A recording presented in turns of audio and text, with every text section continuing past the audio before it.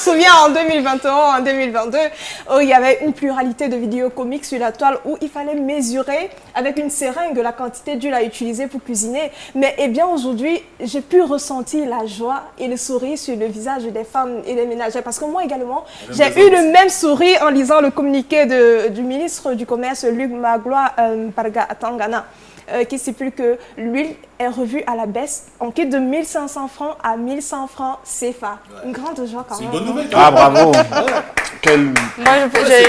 Honnêtement, c'est une bonne nouvelle, je pense. Ah non, mais vraiment, c'est le moment de stocker. Hein. Ouais, Laetitia, c'est une bonne nouvelle. Quand est-ce qu'on va changer le prix du carburant? Quand est-ce qu'on va changer le prix du gaz? L'huile, pour le moment, ça ne représente rien d'après moi. Je crois que c'est une façon de toucher directement la ménagère parce que c'est elle qui se plaignait justement du fait que la vie devenait de plus en plus chère. Donc pour moi, en tout cas, c'est quelque chose à saluer. On va pas rejeter. Alors, vous qui n'êtes pas d'accord, je vous invite à toujours donner un peu plus à chaque fois que vous décidez d'acheter de l'huile. Mais en tout cas, pour nous, c'est plutôt bien. Okay. Moi, je pense que c'est une mesure simpliste et simplificatrice. Oh. Regardez. High levels of French. Non. Regardez Seven Noudou. En plus simple, Valéa. En plus simple. Elle a dit tout à l'heure qu'il y a eu une explosion, une croissance vertigineuse des prix des denrées de première nécessité, notamment l'huile, à cause de la crise russo-ukrainienne. On est passé de 1100 francs à 1500. Parce que 1100 francs, c'était le prix initial avant que ça n'augmente.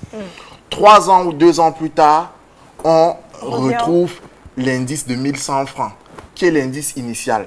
Mais ce qu'on ne dit pas, c'est qu'avant que l'huile Maillot ne soit en 1100 francs en 2020-2021, c'était une augmentation parce que cette huile était à 900.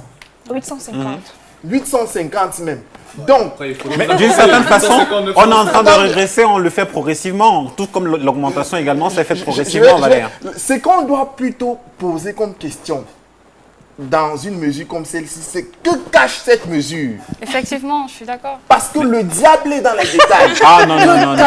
Après, vous aimez toujours. La baisse du prix se situe à une période très précise. Il faudrait aussi baisser le prix du carburant, baisser le prix du gaz. Pourquoi seulement le prix de l'huile? Vous ne voyez pas le mal partout. Vous voulez forcément parler des élections qui arrivent en 2025. J'y viens.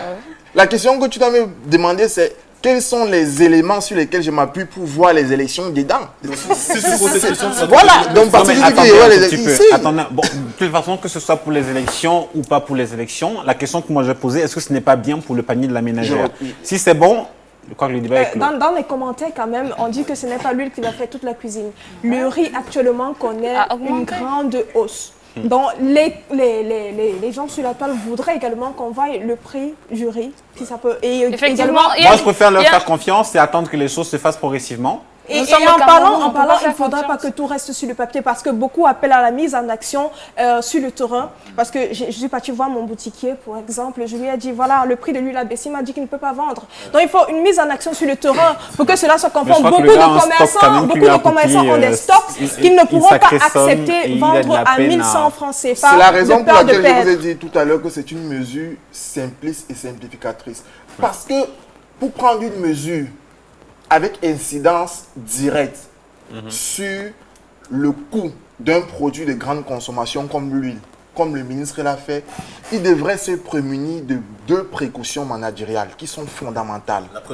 La première précaution, c'est de se rassurer que les anciens stocks qui ont été achetés sur le prix de l'ancien coût, c'est-à-dire qui devrait être modélé sur le prix vendable sur le marché à 1500, soit épuisé. Dans le cas spécifique, ce n'est pas le cas. Deuxième, c'est sur la capacité de distribution du produit à grande échelle avec les stocks disponibles. Parce que, par exemple, il a dit tout à l'heure, si vous réduisez l'huile à 1100 francs, la dame qui achetait 1 litre à 1500 va prendre la mesure économique et dire, comme le gouvernement a réduit, je ne sais pas pour combien de temps, je peux pas acheter directement 10 bouteilles, je mets en stock.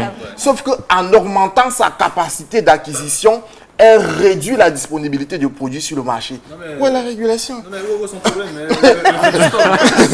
Chacun ses problèmes en réalité. Sinon, en tout cas, pour ceux-là qui pensent que ce sera une façon de les amadouer ou encore de les corrompre pour les élections qui arrivent, en tout cas, commencez déjà par vous munir de vos cartes, enfin, vous inscrire sur les cartes, les listes électorales et ayez votre carte pour pouvoir changer les choses. Mais maintenant, profitez quand même du fait que lui, il a baissé et peut-être qu'autre chose également va baisser.